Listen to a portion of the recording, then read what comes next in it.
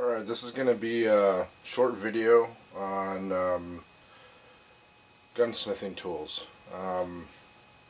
Not a gunsmith, and basically my videos are slight modifications or upgrades of parts, so just basically swapping out parts.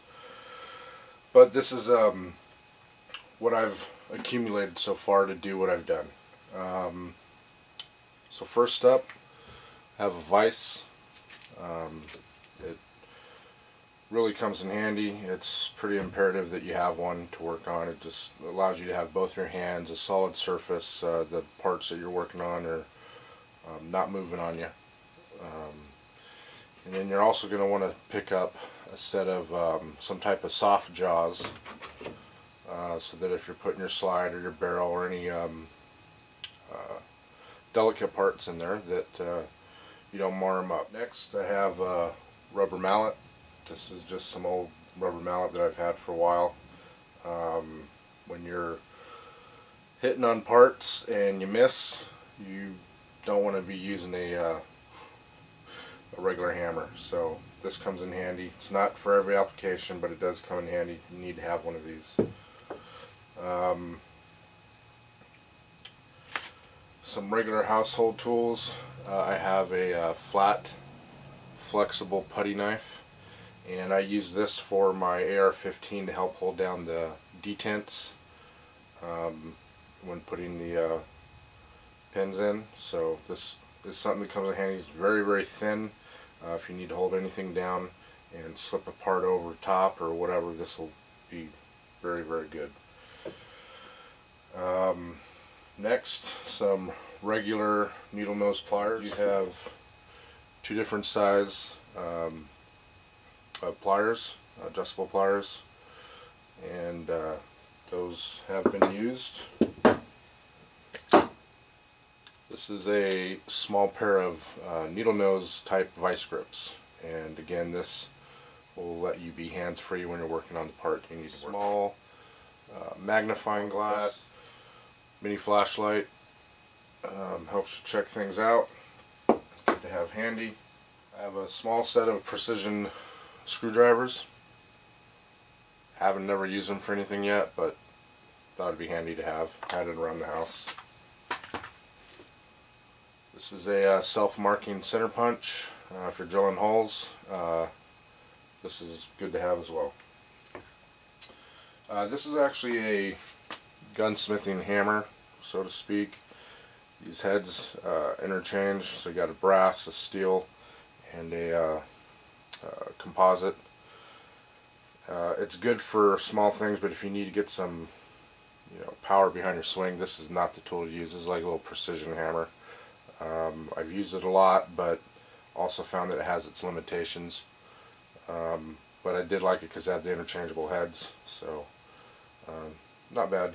Good pickup. A set of small precision needle nose pliers, dikes, nippers. These small ones come in handy. I've used this probably in the majority of my Sega conversions. These little tools came in very handy. Lets you get into small places. So I would suggest at least a pair of needle nose and maybe a pair of regular pliers in this size, and you'll appreciate it. I've got some small miniature files and just a regular file for taking off larger chunks, but this is your precision filing. I have used these a couple times, and very, very easy to get in and out of places with these files, but they break easy, so if you put a lot of pressure on the end of the file, they will snap.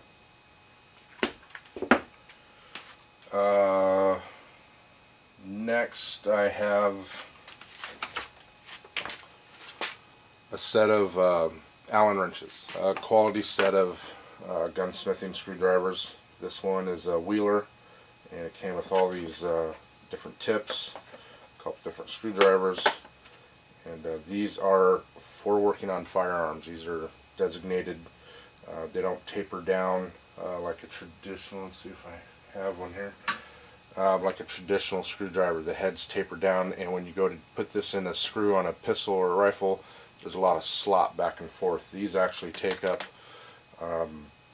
all that room on the screw, and it's, you know, if you're not careful you can still mess up the screw, but these grab a bite a lot better and hold a lot better.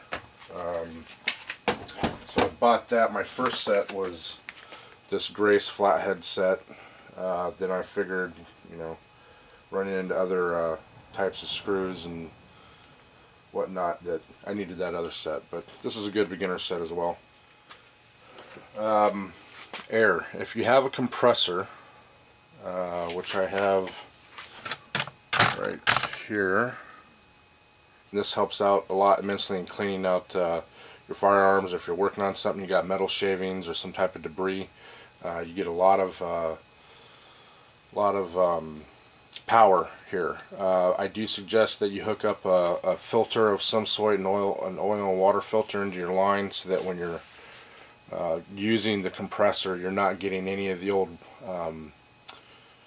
collected water at the bottom of your compressor. I mean, you should be emptying out your compressor every time you use it, and trying to get any water you can out, but sometimes that's not always the case. So if you have a regulator or filter, a filter running off your regulator onto your hose, this is a great option. If not, I also use the canned air, just the you know, what you use on your computer and your electrical equipment, but this doesn't always have the power to get the stuff out. So this is good if you don't have a compressor.